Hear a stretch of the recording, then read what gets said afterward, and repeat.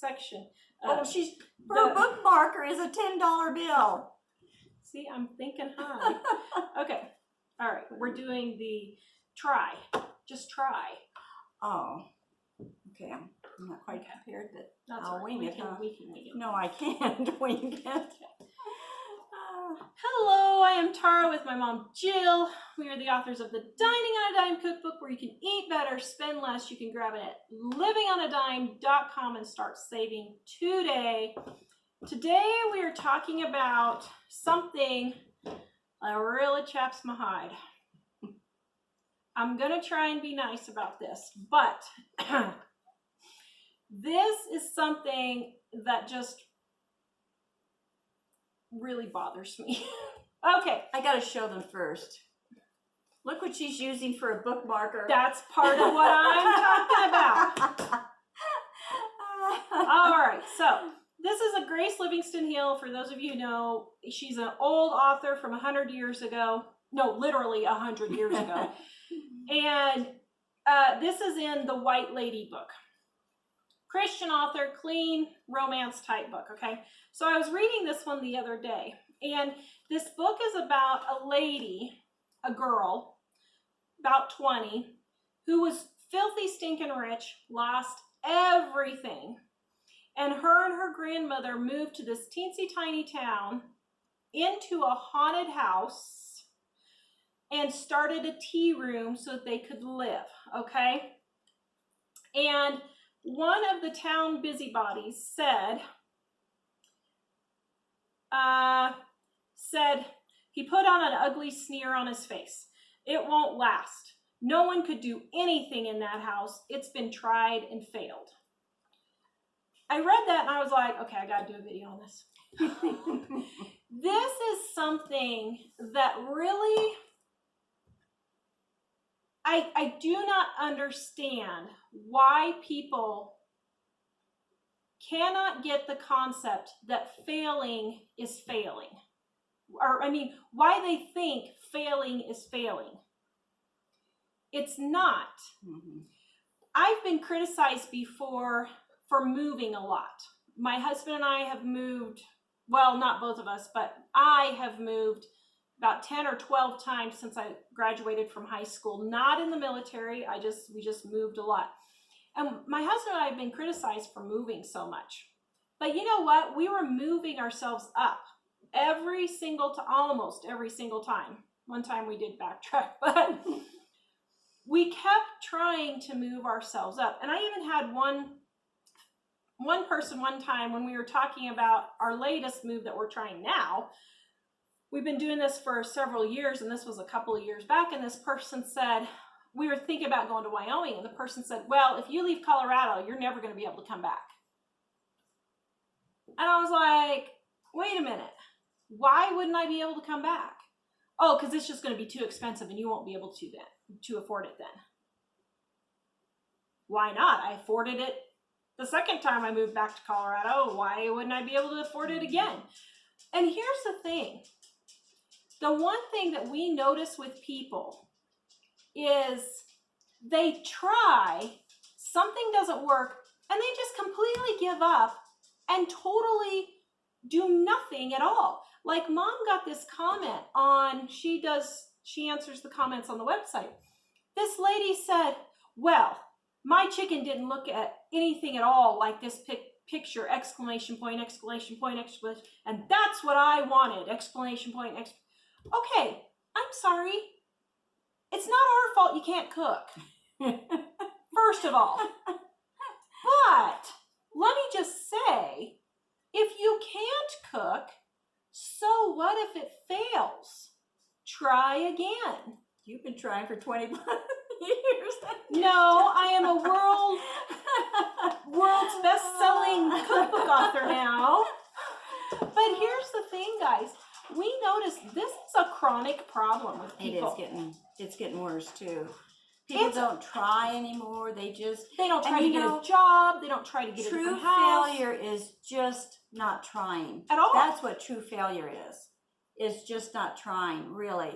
And if you can't make a pie, you make 10 pies over the next 2 or 3 weeks, every day or two, or however much your family can eat it, make 10 pies and keep doing it until you get down how to make a pie. And even if you can't make the pie after 10 times, which could maybe happen, then just try chocolate cake. Exactly. You know, don't just say, It well, doesn't have to be a pie. at least you know what doesn't work for making a pie for But it. people will say, they'll say, oh, I don't want to waste all those ingredients. Okay, 10 pies worth of ingredients might cost you $40. Maybe 10, 15 pies, depending on how you buy the ingredients. Might cost you $40 or $50 for 10 pies. But one pie now is $20. It's ridiculous. I saw it at the pie store the other day. I'm like, I'm not paying $20 for a pie. That mine tastes a whole lot better anyway. And so you're going to be out $40 or $50. Well, you would have spent that money on 2 pies instead. And let me tell you, I guarantee, if the crust failed, you can probably eat the filling. If the filling failed, you can probably eat the crust. So it's probably not going to be a complete failure anyway. It may not look like you want, but 90% of cooking really isn't a complete failure. You can salvage it somehow, unless you, I dumped the turkey on the floor for Thanksgiving. It doesn't get much more of a big failure than that. But Except the time you burnt it, no. Except the time that it was on fire. But both times, we scraped the turkey off the top and was able to eat the turkey. And we got a good laugh out of it. It was The burned one, we scraped off the burned part and was able to eat the burned part. So stop thinking because something is a failure, you have failed. That's just not the truth. And that goes for cooking. It goes for finances. Okay, so let's say you're $100,000 in hock, up to your eyeballs with student loans, car loans, whatever. Well, you got yourself in this situation. You can get yourself out. Now, it's going to be some work. You may have to sell your cars. You may have to sell your house. You may have to sell some things. Well, that's what I was going to say, is sometimes people, when they fail at something, they just quit because it's a good excuse not to try and work at anything. It's just a good excuse. Well, that's too hard, or what if I fail, or what if I can't do that? You're making an excuse in your mind to relieve yourself of the responsibility of doing it. And you need to stop making excuses and instead start saying, how can I fix this situation? Or what can I do to get myself out of the situation? And it might be, we talked about single moms in retirement. It might be your kids are 2 years old, you're a single mom living on $1,000 a month. It might be you have to wait another 18 years until your kids are grown, and then you can really propel yourself out of your situation. Adjust these things to your situation and your needs at the time. Don't try to do the same as what somebody who's 30, 40, or 50 is doing. If you're a 20-year-old, you're going to have to adapt these things. If you have no children, you aren't going to be doing quite the same type of things as what somebody with 8 children are doing. If you're living to paycheck, stop worrying about living paycheck to paycheck and start figuring out how to stop living paycheck. Exactly. What can you do to stop living Stop paycheck wasting the time and energy on what you can't do or how I might fail if I try this. I still love the story of Thomas Edison. Yeah. You know, I use that story on my grandkids all the time. He tried, was it 1,000? I don't know. It was like a crazy number. 1,000 times or something to make the light bulb. I mean, that's a lot of times. Yeah. That's why he was such a success, because he didn't give up. Like I said, you're only a failure if you quit and don't try. People just don't want to try. Yeah. You want to blame everything for why you can't do it. These are all excuses for just not succeeding, you know, really. Yeah. And so this is kind of our, pick yourself up by the bootstraps. And keep trying. Lecture. But, truly, guys. Try something else. We wrote Dining on a Dime cookbook. The first name was called Not Just Beans. Nobody got the cover. The cover was supposed to be my attempt at humor, totally flopped. Nobody liked the cover. We've gone through 3 or 4 book designs. We actually have a 5th one coming out soon.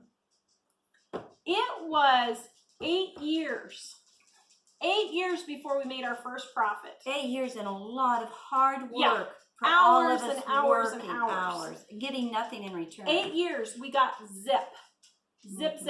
Then, finally, we got a $24,000 check for 8 years worth of work for 3 people.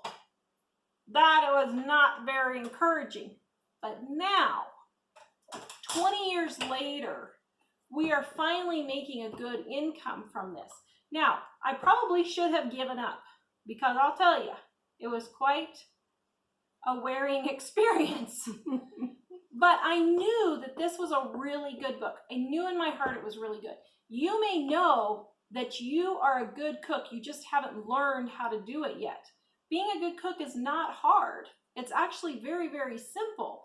But you got to stop watching these bloggers and these Food Network TV people that have these ridiculously crazy recipes.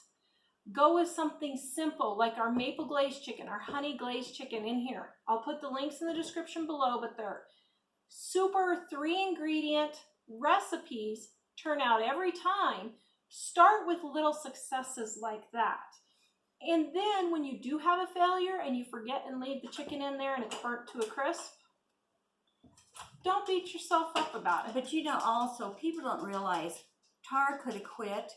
This book now is helping a lot of people. It's changing lives. It's changing lives.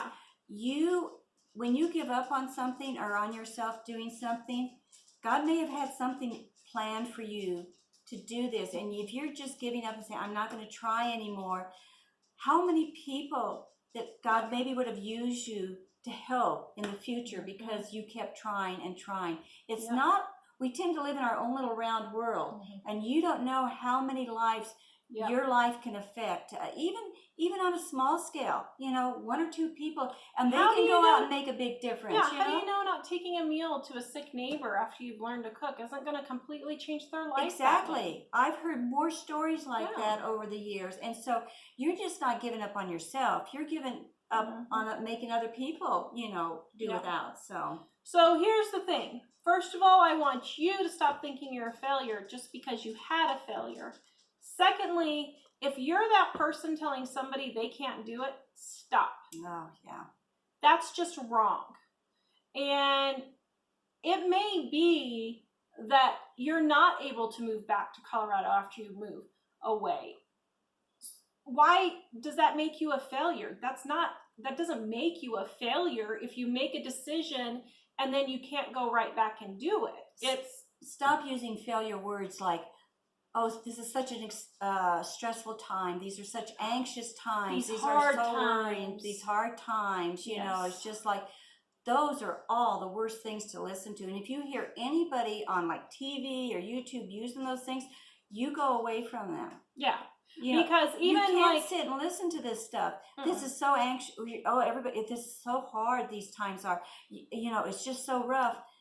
Don't listen to that stuff. That's just and like makes it worse. Right now, the big thing is, if you're watching this late air, we just finished a supposed pandemic in 2020, and now meat prices are going up. Specifically, ground beef and beef prices are going up. But the news stories are grocery prices are soaring. Grocery prices are not soaring. Ground beef prices are soaring. That is not even close to being the same thing. It's clear from one end of the spectrum to the other. It's not even close. Be careful of what you listen to and read and stuff. You've got to. So stop believing all this stuff. Stop thinking you're a failure. Stop living on your emotions. Just get up and go for it. Pick up your bootstraps. What do you do with bootstraps? I guess you pull on your boots? Yeah, you have to pull them on so you can walk out and go do something. So pull up your bootstraps, get your boots on, and go do something about it. first thing you should do is go visit us at livingonadime.com, where we have more tips and tricks to help you save money on a grocery bill. Also, subscribe and hit that notification bell so you will get more of this wonderful, encouraging videos from my mom and I. We'll see you guys next time. Bye-bye.